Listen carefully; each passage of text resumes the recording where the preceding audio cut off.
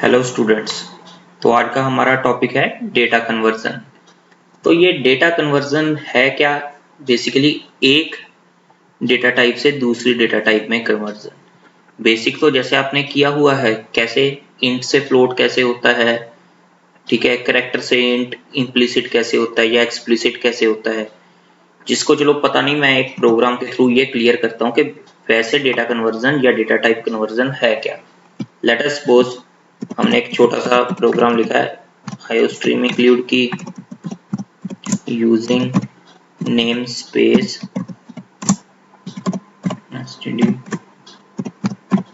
Hint में।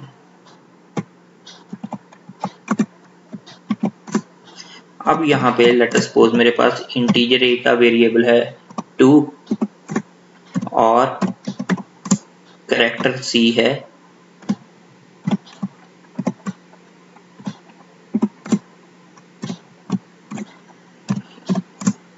Hint D is equal to A plus C C out D. तो अब यहाँ पर ध्यान देने वाली बात क्या है कि यहाँ पर कैरेक्टर क्या है आपका, character C A, capital A. अब यहाँ पर होगा क्या है, int D is equal to A plus C. A की कितनी वैल्यू लेगा, ये 2, और सी की। अब इसको कंपाइलर ऑटोमेटिकली कैरेक्टर से इंटीजर में कन्वर्ट करेगा। तो ए के कॉरस्पॉन्डिंग उसकी स्काई वैल्यू कितनी है, 65। तो इसकी आउटपुट क्या आनी चाहिए, डी की 67। और इस टाइप की डेटा कन्वर्जन को हम क्या बोलेंगे, इम्प्लिसिट डेटा कन्वर्जन। अब लेट अस सपोज इस प्रोग्राम को हम रन करते हैं।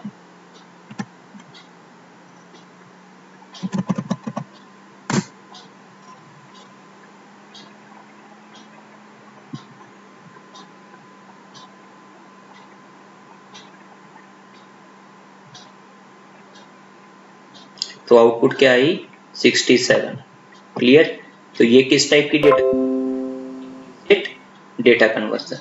ये इम्प्लिसिट डेटा कन्वर्जन क्यों है, इसको हम इम्प्लिसिट डेटा कन्वर्जन क्यों बोलते हैं, क्योंकि कंपाइलर ने खुद की है। अब कई ऐसे इश्यूज आते हैं कहीं पर जहां पे हमें हमारे लिए कंपाइलर नहीं कर सकता, तो यूजर को डिफाइन करनी पड़ती है। उसका भी एक केस कर लेते हैं। लेट अस सपोज यहीं पर इंट ए ये है और बी की वैल्यू मैंने ले ली 3। क्लियर। अब यहाँ पे लिखा float e is equal to a divided b। अब a डिवाइडेड b मतलब 0.66, इसका आंसर आना चाहिए 0.666। ठीक है। तो लेकिन यहां पर ये क्या देगा, ये अब देखना इसका आंसर क्या देगा। ये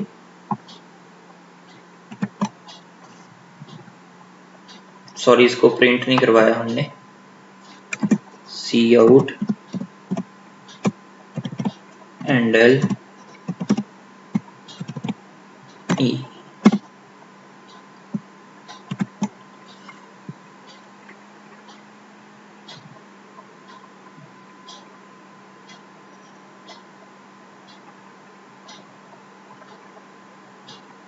तो यहाँ पर देखो 67 तो चलो उसने करेक्टर वाले को प्लस करके दी थी, यहाँ पर ये वैल्यू कितनी दी, 0।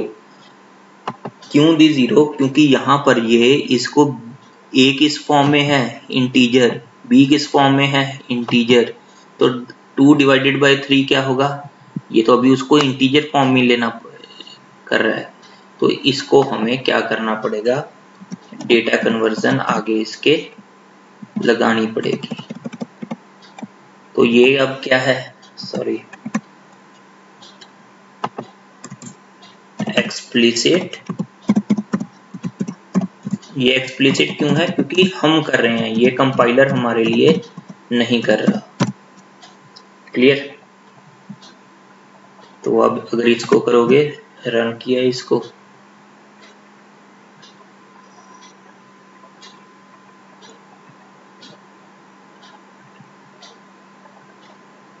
देखो अब यहाँ पे 0.6667 इसका आंसर इसने दे दिया। तो मतलब ये होगी आपकी बेसिक डेटा कन्वर्जन, जो कि आपको बहुत सारे स्टूडेंट्स को पता भी होगा। लेकिन अब ये वाला टॉपिक आपका किस टॉपिक के अंडर कवर हुआ है? ऑपरेटर ओवरलोडिंग के अंदर।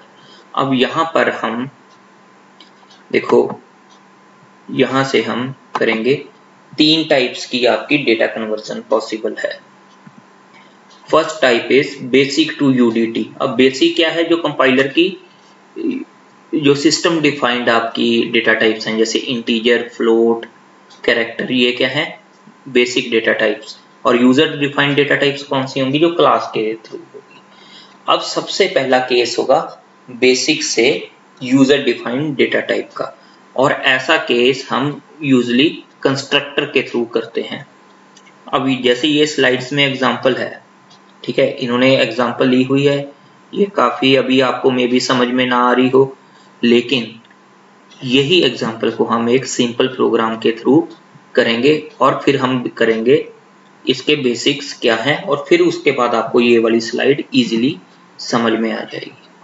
तो यहाँ पर हम अभी एक प्रोग्राम करते हैं, अगेन स्टार्टिंग से।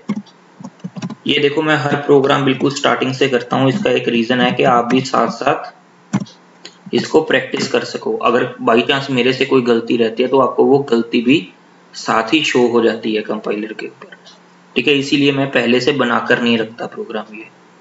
तो हैश इंक्लूड आईओ स्ट्रीम। अब let us using name space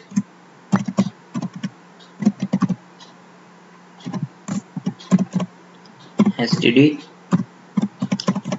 cane class A. अब यहाँ पर सपोज करो हमारे पास एक वेरिएबल है, ये क्लियर। और अब ये प्रोग्राम कर किसके लिए ले रहे हैं हम? ये वाला प्रोग्राम कर किस कौन सी का है? यहाँ पे हमने बताया था बेसिक से हम यूजर डिफाइंड डेटा टाइप का ये करेंगे, from basic to user defined data type. अब यहाँ पे देखो, फ्लोट वेरिएबल एक लिया और एक ये किसके थ्रू करना था? जैसे स्लाइड में बताया था, थ्रू कंस्ट्रक्टर। लेकिन अभी आपको ये इसका पर्पस नहीं बताया गया, वो जब हम पूरा प्रोग्राम करेंगे फिर आपको समझ में आएगा। लेट अस सपोज मैंने इसका कंस्ट्रक्टर किस नेम से होगा? ए फ्लोट डी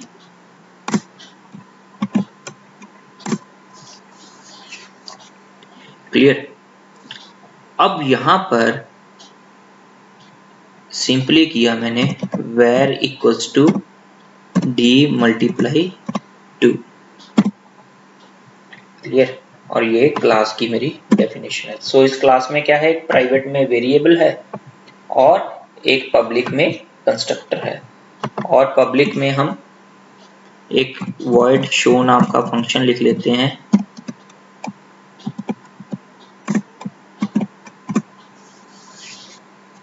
और यहाँ पे हम लिखते हैं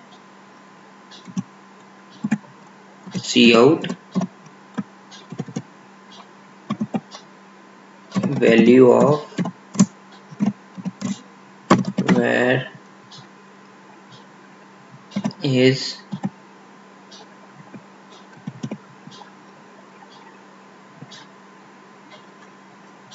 where, क्लियर।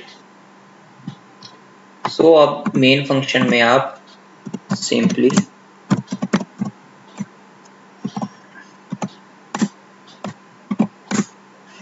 Int main. अब यहाँ पे आपने लेट अस सपोज पहले एक ऑब्जेक्ट बनाया 5.5 क्योंकि फ्लोट लिया था ऊपर, हमने सिंपली ऐसे किया, ठीक है।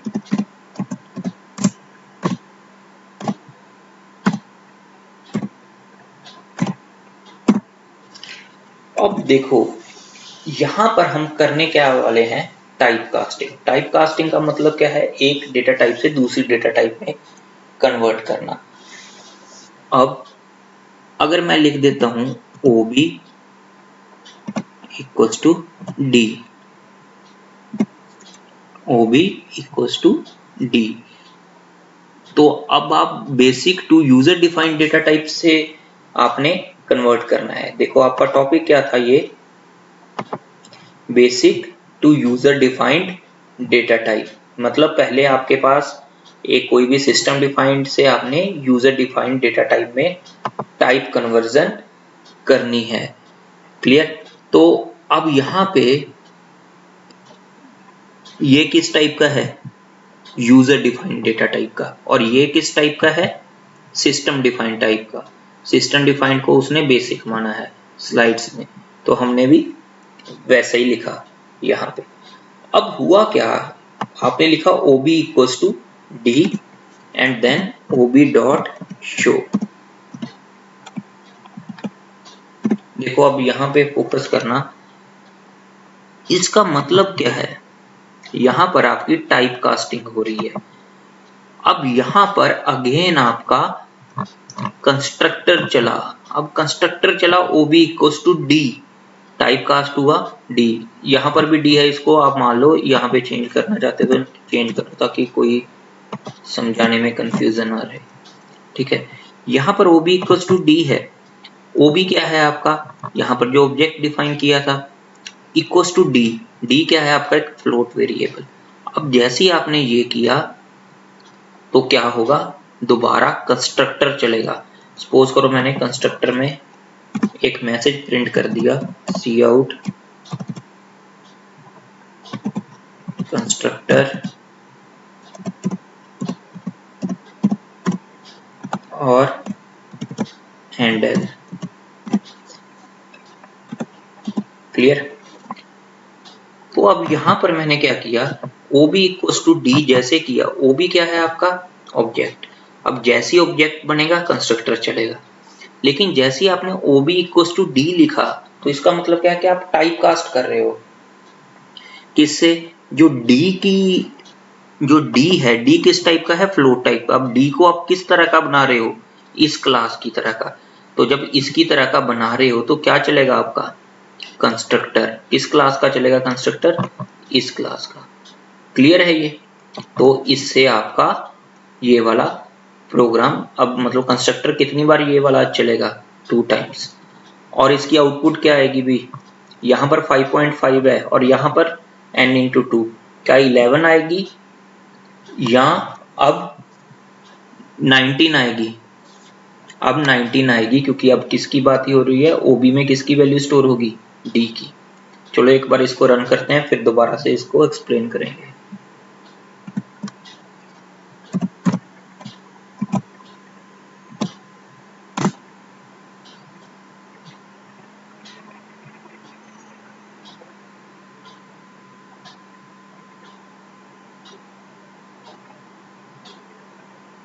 देखो कंस्ट्रक्टर कितनी बार चला, 2 बार। पहली बार किसके लिए, जब आपने, क्लियर, दूसरी बार किसके लिए, जब OB इक्वल्स टू D लिखा।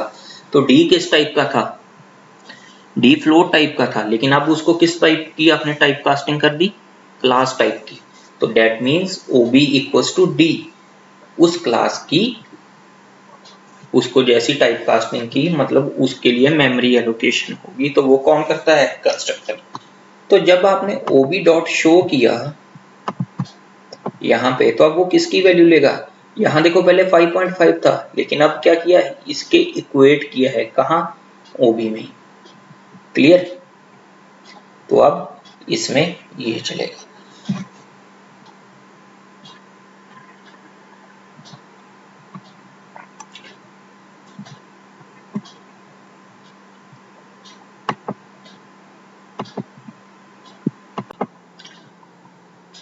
तो ये अगर आपको समझ में आ गया है तो हम एक इसके ऊपर एक क्वेश्चन करते हैं अभी। तो लेट अस सपोज यहाँ पर एक एम्प्टी कंस्ट्रक्टर भी है, सी आउट एम्प्टी कंस्ट्रक्टर। क्लियर? यहाँ पर क्या है, एक एम्प्टी कंस्ट्रक्टर है और यहाँ पे हमने हमेशा var की वैल्यू 4 के साथ इक्वेट कर दी। तो अब हम जो क्वेश्चन में अब थोड़ा सा चेंज करेंगे, अगर ये पैरामीटराइज्ड कंस्ट्रक्टर था तो यहाँ पे लेट अस सपोज एक एम्प्टी कंस्ट्रक्टर वाला ऑब्जेक्ट बना दिया और यहाँ पे एक वेरिएबल और ले लिया, क्लियर। और again OB equals to D था, यहाँ पे हमने कर दिया OB1 इक्वल्स टू ई, और यहाँ पे क्या लिखेंगे OB1 डॉट शो। देखो अब इस प्रोग्राम की आउटपुट क्या आएगी, क्लियर। यहाँ पे अब क्या है, variable equals to 4 and variable parameterized में क्या है, variable is equal to n into 2। तो यहाँ पर देखते हैं पहले AOB 5.5, तो ये चला और वेरिएबल की वैल्यू कितनी सेट होगी 11। फिर कॉमा OB1 के लिए क्या वेरिएबल की वैल्यू कितनी सेट होगी 4, clear. Then float D and E, इन दोनों फ्लोट वेरिएबल्स की वैल्यू सेट होगी। Then OB equals to D, अब कौन सा कंस्ट्रक्टर चलेगा, अब कौन सा कंस्ट्रक्टर चलेगा OB equals to D, clear. OB equals to D, तो अब क्या होगी OB की वैल्यू, यहाँ पे कंस्ट्रक्टर चलेगा और वैल्यू क्या आ जाएगी आपकी 9.5 इंटू 2 19। फिर OB1 equals to E, OB1 में कितनी वैल्यू स्टोर है, OB1 में तो 4 है लेकिन E में कितनी वैल्यू स्टोर्ड है 8.5, तो यहाँ variable is equal to n into 2 मतलब कितनी 8.5 इंटू 2 मतलब 17। तो OB dot show and OB1 dot show. तो कंस्ट्रक्टर को देखा जाए तो कैसे आएगी इसकी कंस्ट्रक्टर की, पहले तो चलेगा हमारा पैरामीटराइज्ड कंस्ट्रक्टर है तो कंस्ट्रक्टर ये मैसेज प्रिंट होगा, फिर OB1 के लिए एम्प्टी कंस्ट्रक्टर, और यहाँ पर जो OB इक्वल्स टू D है इसके लिए क्या प्रिंट होगा कंस्ट्रक्टर, और वेरिएबल की वैल्यू ओवरराइट हो जाएगी। और यहाँ पर OB1 इक्वल्स टू E, तो इसमें भी क्या होगा, ये एम्प्टी कंस्ट्रक्टर चलेगा या पैरामीटराइज्ड कंस्ट्रक्टर चलेगा। अब यहाँ पर कईयों को मे भी समझ में ना आए, देखो OB1 is equal to E, तो यहाँ पर इक्वल्स टू किसके है E, तो वो कौन सा आर्गुमेंट लेगा, बाय डिफॉल्ट से ये वाला फ्लोट आर्गुमेंट उसमें पास हो रहा है जब भी हम उसमें टाइप कास्ट कर रहे हैं। तो अब इसको हम एग्जीक्यूट करते हैं,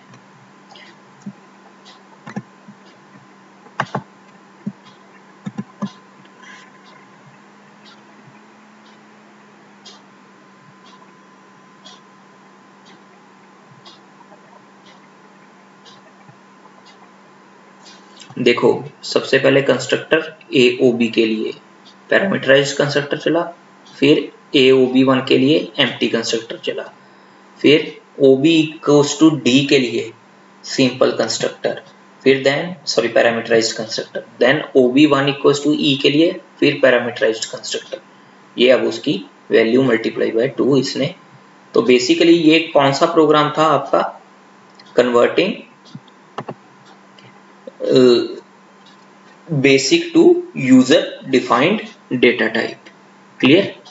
converting basic to user defined data type, जो आपकी स्लाइड में से था।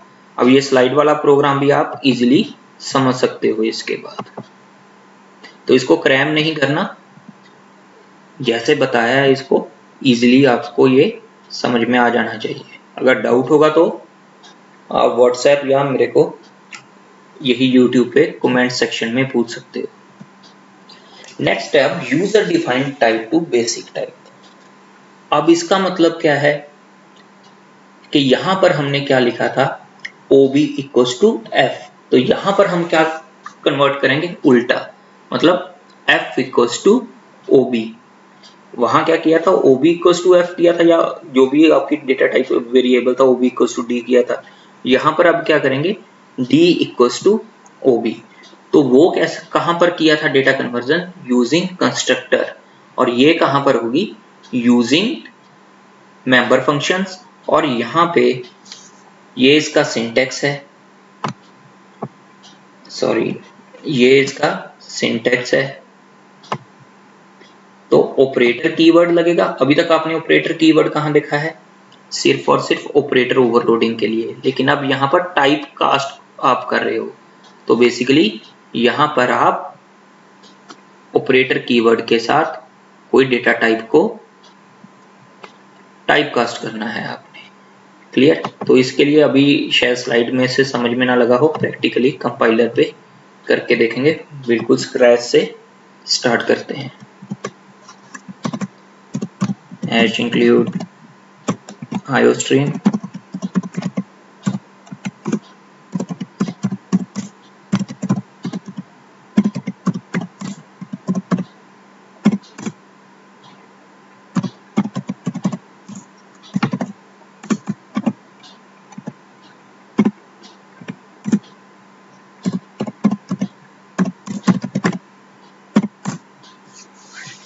देखो फ्लोट वेरिएबल।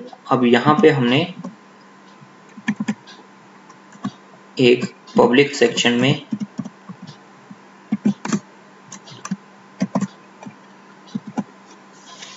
ऑब्जेक्ट ले लिया, let us suppose, sorry constructor बना लिया हमने। लेट अस सपोज यहाँ एक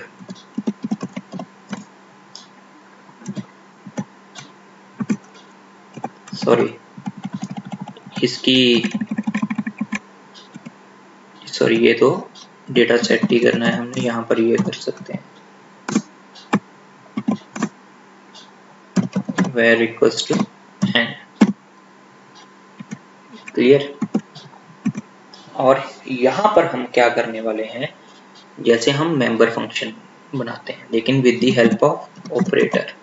अब यहाँ ये इसका सिंटेक्स है। सपोज करो मैं अब फ्लोट को कन्वर्ट करना चाहता हूँ, operator float. Clear?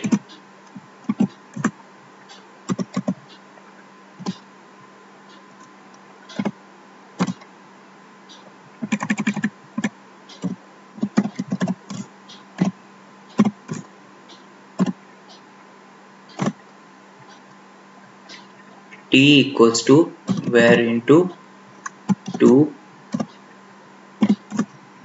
return t। देखो ये जो मैंने अभी किया है इसको भी क्रैम करने की रिक्वायरमेंट नहीं है।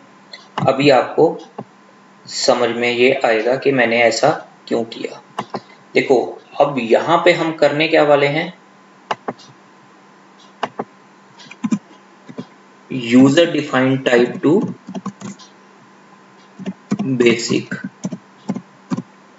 तो यहाँ पर अगर यूजर डिफाइंड टाइप के मतलब क्लास वेरिएबल को किसी फ्लोट वेरिएबल में कन्वर्ट कर रहे हैं तो हमें शो फंक्शन की तो कोई रिक्वायरमेंट नहीं, क्योंकि अगर कोई बेसिक टाइप का है।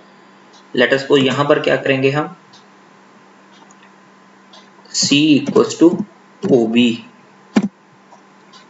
जब फ्लोट c है कोई variable.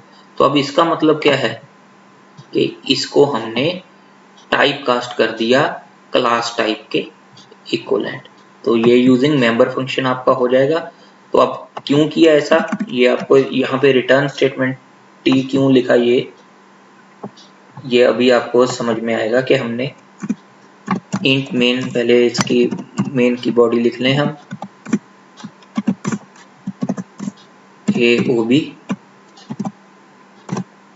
7।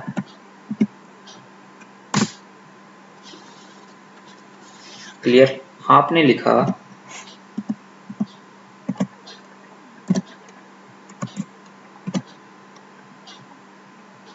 float d equals to ob। Clear? float d equals to आपने लिखा ob। तो आप d को किसके साथ टाइप कास्ट कर रहे हो, आप ऑब्जेक्ट के साथ। क्लियर? आप वरना ऐसे भी कर सकते हो। क्लियर? तो ये ज्यादा है, float d equals to ob।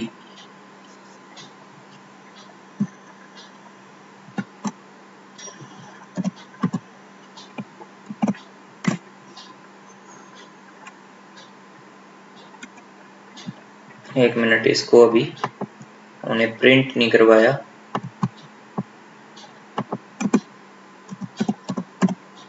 C out D.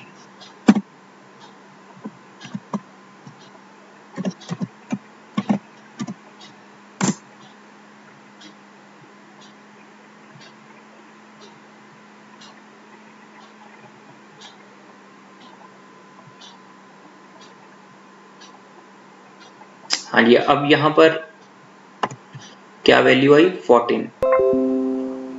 Casting हो गई है। देखो पहली बात, कई स्टूडेंट्स को अभी दोबारा इस प्रोग्राम को देखते हैं। AOB7 कौन सा कंस्ट्रक्टर चलेगा? पैरामीटराइज्ड कंस्ट्रक्टर चला।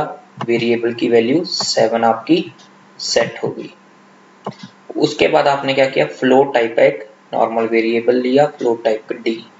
डी इक्वल्स टू ओबी।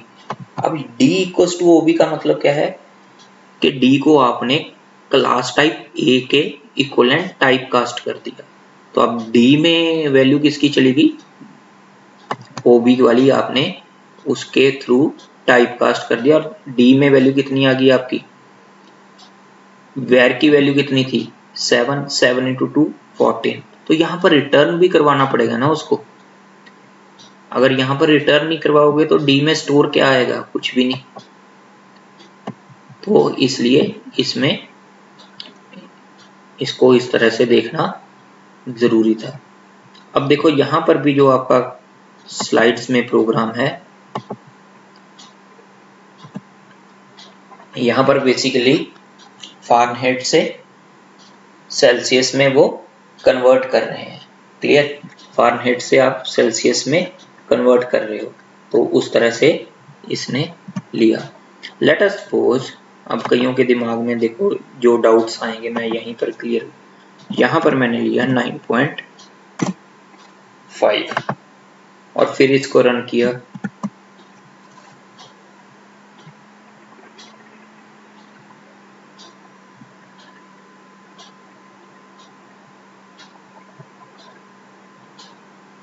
अब भी क्या आया? 14। क्यों आया 14? देखो यहाँ पर d की वैल्यू क्या सेट होगी? 9.5। लेकिन जैसे d इक्वल्स टू OB करा तो यहाँ पर कैसे डिफाइंड है ये? ऐसे। तो इसने क्या कर देना है? उसकी वैल्यू को ओवरराइट।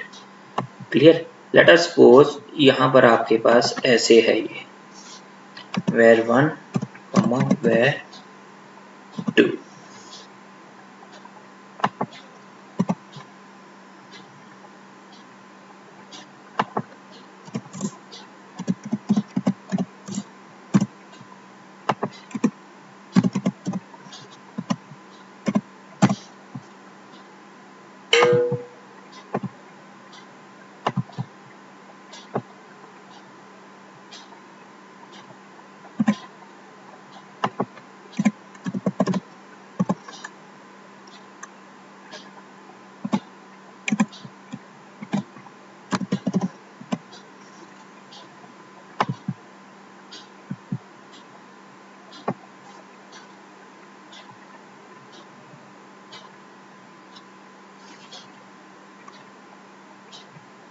अब इसकी आउटपुट क्या आएगी? 7 कॉमा सपोज करो मैंने किया 10।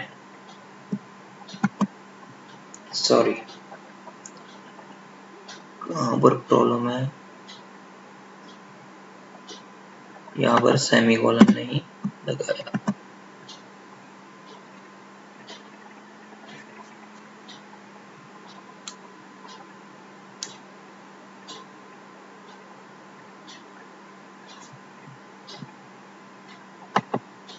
तो अब इसकी आउटपुट क्या आई?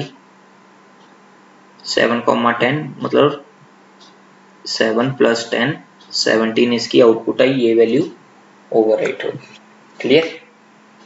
तो ये हो गया आपका बेसिकली एक basic program from converting user defined to basic.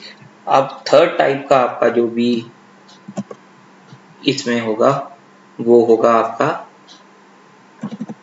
from one user defined type to another user defined type।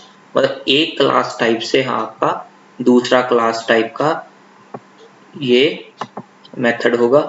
तो वो कैसे होगा इसको अभी हम देखते हैं।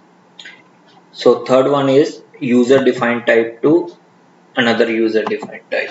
तो इसमें क्या होगा, लेट अस सपोज एक क्लास ए है, उसके ऑब्जेक्ट को हम दूसरी क्लास के ऑब्जेक्ट के साथ हम टाइप कास्ट करने की कोशिश करेंगे। ठीक है, तो सबसे पहले जैसे अभी नेम है तो कम से कम 2 क्लासेस चाहिए हमें, 2 यूजर डिफाइंड टाइप।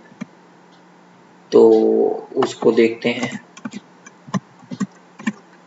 क्लास ए, इसका हमने वेरिएबल ले लिया int A,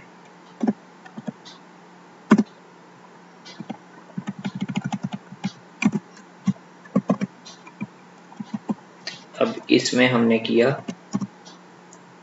A int d equals to d. Clear. अब ऐसी सेम से ऐसी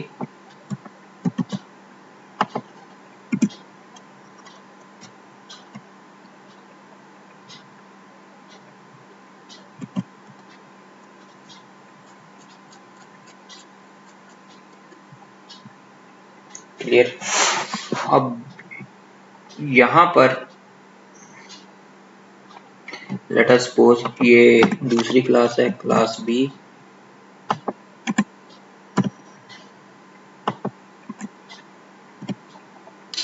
तो यहां पर अब हम क्या करेंगे, फर्स्ट मेथड था हमारा यूजर डिफाइंड टाइप टू, देखो यहां पर हमने जो फर्स्ट मेथड में क्या किया था, हमने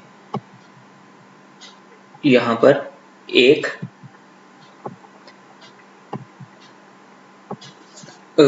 ऑब्जेक्ट टाइप टू आपने क्लास टाइप में, सॉरी बेसिक टाइप में कन्वर्ट किया था, ob इक्वल्स टू डी, मतलब एक डेटा कन्वर्जन की थी।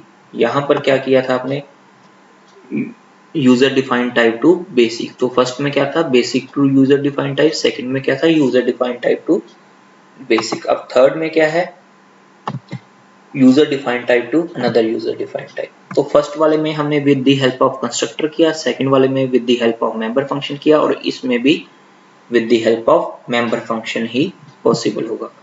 तो इसको अब अगर हमने करना है तो अगेन ऑपरेटर कीवर्ड,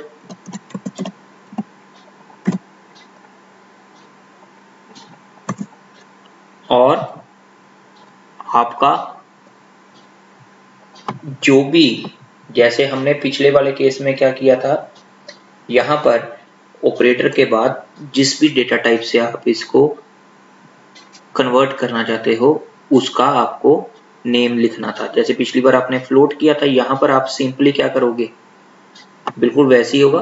तो यहां पर आपका होगा A, operator A,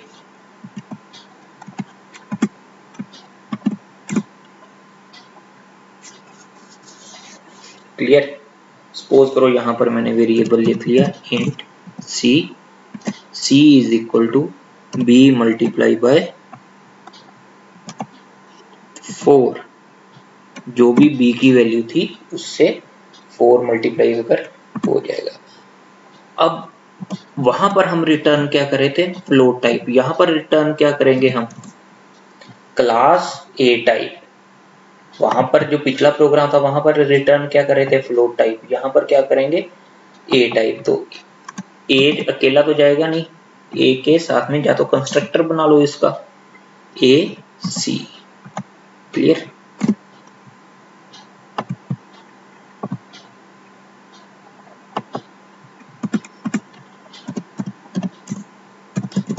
int main, देखो अब आपने करना क्या है, बी क्लास का ऑब्जेक्ट बनाया आपने, उसमें value they the 6।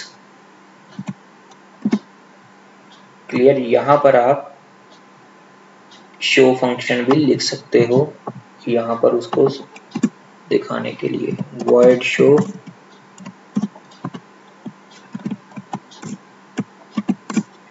cout a, void show cout a। तो यहां पर आपने सिंपली लिखना है a ob1 is equal to ob, a ob1 is equal to ob। अब हमने डिफरेंट केसेस देखने थे, चलो आपके मन में जो भी डाउट होंगे अभी एग्जीक्यूट करते हैं।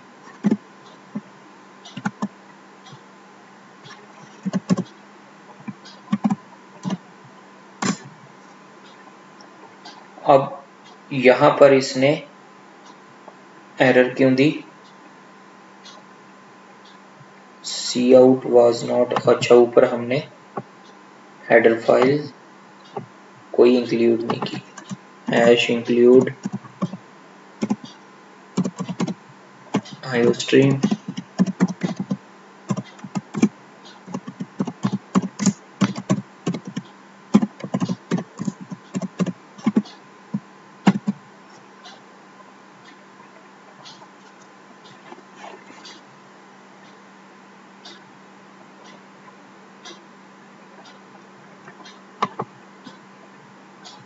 ये कंस्ट्रक्टर हमेशा पब्लिक में आएगा, ऊपर भी इसको पब्लिक करना पड़ेगा।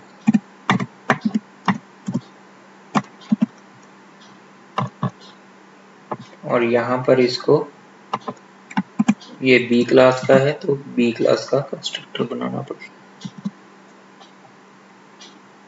देखो अब क्या आ गया आपके आउटपुट 24। ये 24 कैसे आई, आपने क्या किया, बी का ऑब्जेक्ट बनाया जिसमें 6 पास किया, तो ये बी क्लास का कंस्ट्रक्टर चला तो बी की वैल्यू कितनी सेट होगी 6।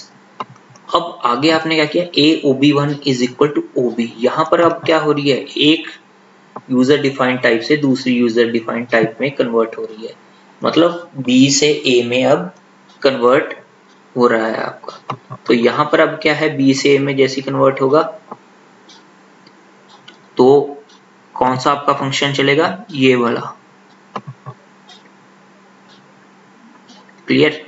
तो OB में अब B की वैल्यू कितनी है 6, तो int C equals to B into 4, तो B इंटू 4 क्या इसने रिटर्न कर दिया 24। तो ये जो रिटर्न AC कर रहा है तो इसका मतलब ये वैल्यू क्या सेट, कौन सा कंस्ट्रक्टर को कॉल कर रहा है, इस कंस्ट्रक्टर को, क्लियर। तो ये इस कंस्ट्रक्टर को कॉल कर रहा है, तो यहां पर इसकी वैल्यू वैसे सेट होगी, क्लियर है ये।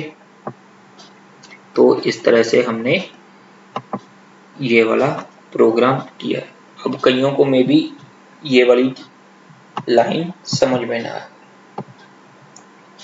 तो आप एक क्या काम कर सकते हो, अगर ये लाइन नहीं समझ में आ रही है आपको, ए क्लास का ऑब्जेक्ट यहाँ पे बना लिया, क्लियर, और यहाँ पे रिटर्न क्या करवा लिया,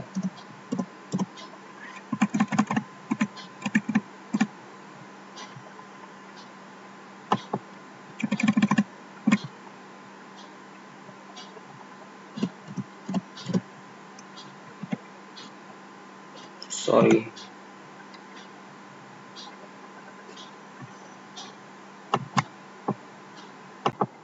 तो यहाँ पर हमने एक और ऑब्जेक्ट बना लो इसको, तो लेट अस सपोज अब स्मॉल ए क्या है प्राइवेट, तो उसको कैसे हम एक्सेस कर सकते हैं, with the help of member function. तो यहाँ पे हमें एक मेंबर फंक्शन पब्लिक सेक्शन में डिक्लेयर करना पड़ेगा, void set int l a equals to l, clear. तो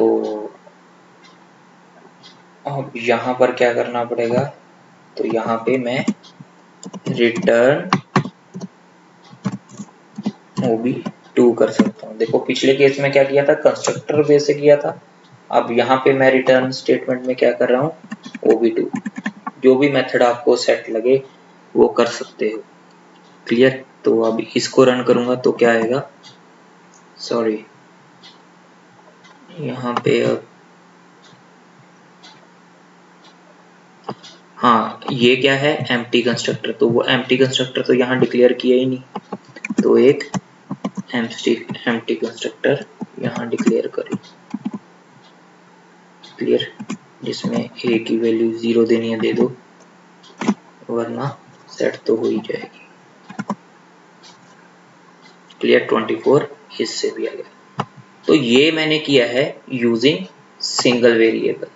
तो जैसे यहाँ पे सिंगल वेरिएबल है, स्लाइड में जो दिया हुआ है वो 2 वेरिएबल के साथ है, वो भी आप इजीली कर सकते हो, लेकिन इससे आपको इजीली ये समझ में आ जाएगा। तो ये हो गया आपका टाइप कन्वर्जन का टॉपिक। तो टाइप कन्वर्जन में हमने सबसे पहले क्या किया है, देखो यहाँ पर अगर आप देखोगे सबसे पहला टॉपिक था आपका user defined basic to user defined type. Basic to user defined type कैसे, जैसे यहाँ रेड कलर में लिखा हुआ है C इक्वल्स टू है, F क्या है आपकी बेसिक टाइप, और यूजर डिफाइंड टाइप क्या है आपकी क्लास। तो आपने मतलब राइट साइड वाली क्या है बेसिकली बेसिक, लेकिन टाइप कन्वर्जन का मतलब उल्टा, मतलब आप बेसिक को यूजर डिफाइंड टाइप में टाइप कास्ट कर रहे हो। सेकंड क्या है इसका reverse, user defined type to basic type, इसमें यहाँ पर उल्टा हो गया। Float FER is equal to CEL। CEL क्या है ऑब्जेक्ट, और FER क्या है आपका फ्लोट वेरिएबल, मतलब बेसिक टाइप की। ये कुछ भी हो सकती थी, इंटीजर भी हो सकती थी, कैरेक्टर भी, जो भी बेसिक टाइप है वो हो सकती थी। Third one is one user defined type to another user defined. तो ये आपका हो गया टाइप कास्टिंग का पूरा टॉपिक।